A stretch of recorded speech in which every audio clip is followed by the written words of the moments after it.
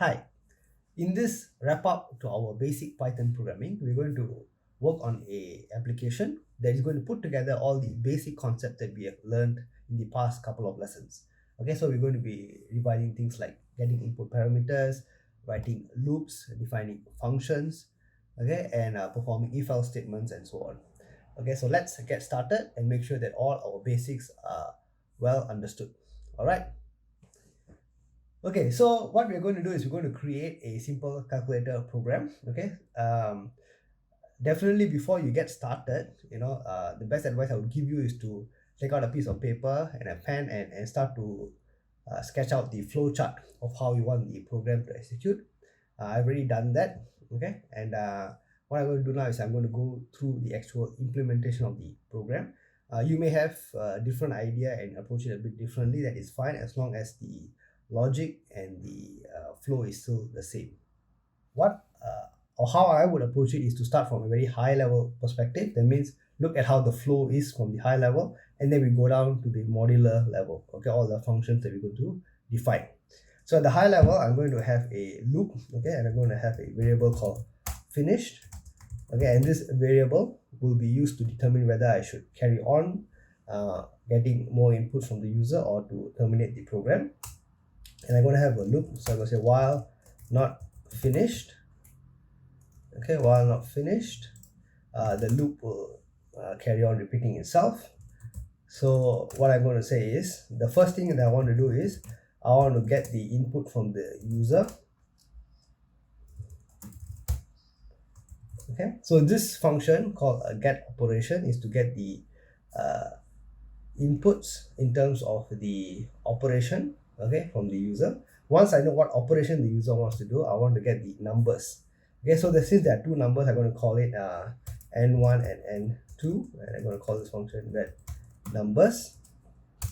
And once I get the operation and I get the numbers, I can go on to do the computation. So I will say result equals to perform the operation, and the operation I'll have three parameters: the operation, the operator choice, that means addition, subtraction, or whatever, plus the two numbers over here.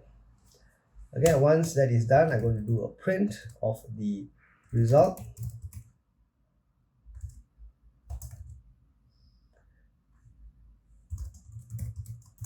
Okay, and that will basically give me one iteration of the loop. Okay, and after that I want to check whether I want to carry on, so I will call a function called check if done.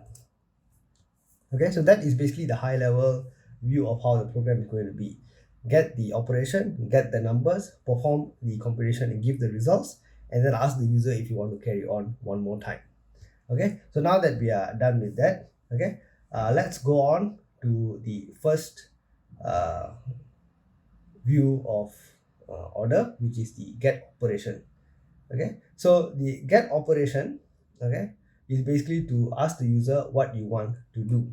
Okay, in terms of the computation, so we need to provide the user with some form of a menu. So I'm going to say define get operation. I'm going to just say input, okay, goes to false. Okay, why we use this input, okay, you will see in a while.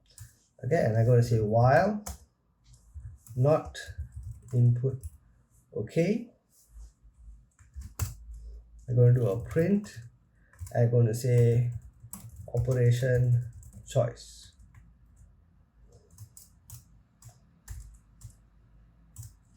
Okay, so print, okay, so slash t. So the first option will be an add operation. Okay, and then I'm just going to do a copy paste here. So the second would be a subtraction. The third option would be the multiplication. And the fourth option here would be the division. Okay, so once we present this menu to the user can make a selection. So I'm going to say user select equals to input. Please make a choice.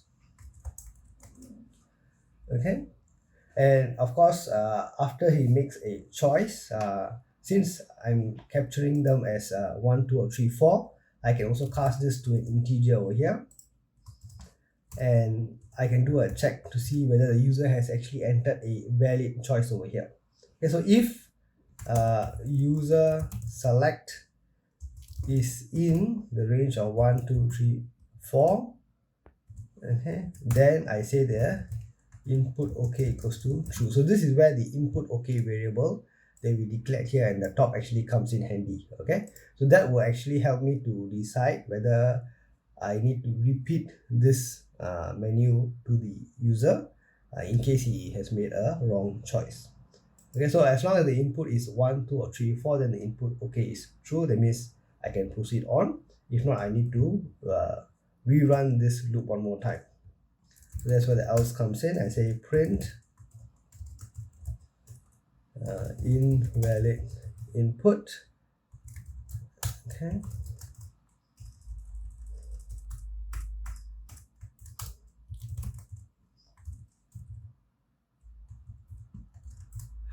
Okay, and then once that is done, okay, what will happen is once I complete this iteration of the loop, I'll come back in to check the while loop one more time. And if the user selected 1, 2 or 3, 4, input OK will be true. So not true will be false, so I will not repeat this loop anymore. Okay, but if not, the input OK will remain as false. So when I come back in, not false will be true, so I will repeat the loop one more time.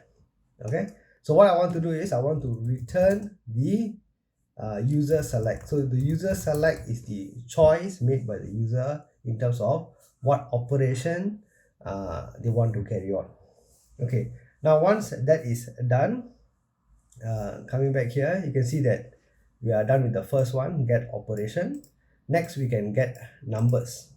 Okay, so get numbers, let's see where is it. So we can define it here on top here. Let's say define get numbers. Okay, so get numbers is basically to get the two inputs from the user, the two numbers. So I can say num1 equals to integer input, enter first number. Okay, and num2 equals to integer input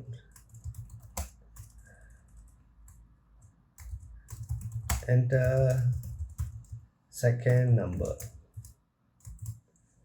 Okay, and since I am capturing both, I'm going to return both, return num1 num2. Okay, so that is basically your get numbers function. Okay, so as you can come back to our main loop here, we can see that get operation has been done, get numbers has been done. Now the next thing is to actually perform the operation. Okay, so let's go ahead to perform the operation. I can define another function here, define operation, and operation has 3 parameters, the actual operation that I want to do, the num1 and num2. Okay, so the first thing I need to do is basically to check the op value here, which is either 1, 2, 3 or 4, and based on that perform the appropriate operation that I need to do. Okay, so if op equals to 1, then I return num1 plus num2. Okay, else if op equals to 2, return num1 minus num2. Else if op equals to 3, return num1 multiplied by num2. Else return num1 divided by num2. Okay, so that is basically the operation function, which basically takes in the operation that you want to do and the two numbers and gives you back the result. Okay, so we have done the first 3 functions already. Okay, and once we have done with that, we can get the result. Okay, and the last part is we want to check if done. Okay, we want to check if done, and we can do that over here. So I'm going to define a function here, define check if done, and I'm going to say I'm going to define two variables here, user input accepted equals to false, and the next one is user input equals to true. Okay, so how we're going to use it, we'll see in a while. So I'm going to have a while loop here, while not user input accepted. Okay, so what does this do? So the very first time it is false, so not false will be true, and this variable is to check whether the user has entered a valid input. Okay, why? Because I'm going to ask the user, okay, to input whether he wants to carry on or not. Okay, and the options given are yes or no, y and n. Do you want to finish? Okay, yes, no. So this is the question we're going to ask the user, and he's supposed to either enter yes or no. So we're going to capture that and we're going to compare it. So if the user input is equals to yes, okay, then we say that the user input accepted is equals to true.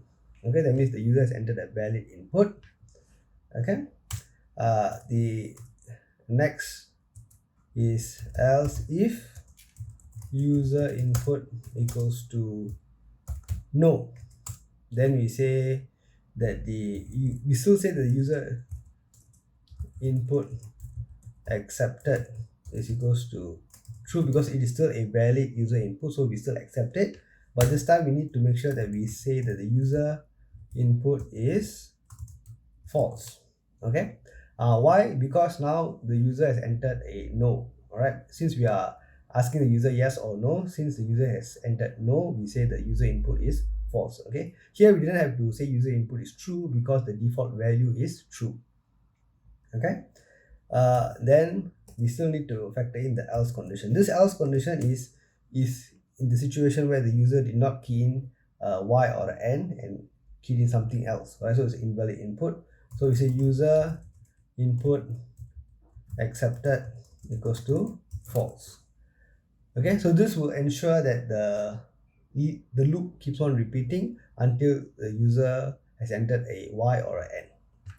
Okay, and at the end of this we just return user input, which is either going to be true or false depending on whether the user chose yes or no over here.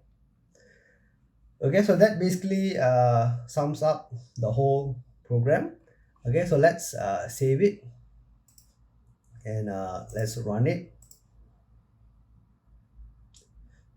Okay, while not finished is not defined. Okay, let me see here. Okay, so this is a small f here. Okay, so let me save it and run it one more time here. Okay, so we have operation choice over here. So let's say I make a choice of addition 1. So the first number is maybe 4, second number is 5, the result is 9. Do you wish to finish? If I say no, it carries on again. Okay, and then I choose maybe multiplication and I say 3 and 4 is 12. All right, now do you want to finish? I say no one more time and I do a division and I say first number is 25, second number is 5, the result is 5. Do you want to finish? I say yes, and that's the end. All right, so as you can see, this is a very good program to revise all the basic concepts of Python programming in terms of getting user input, your while loops, your if, else if checks, your functions with single inputs, multiple inputs, and returning values. Okay, so this is a very, very good program, okay, to make sure you have revised and understood all the basic concepts. So do make sure you go through this in very detail and make sure everything is clear to you. And once you're done with it, look forward to the next range of lessons which are going to cover more advanced topics in Python programming.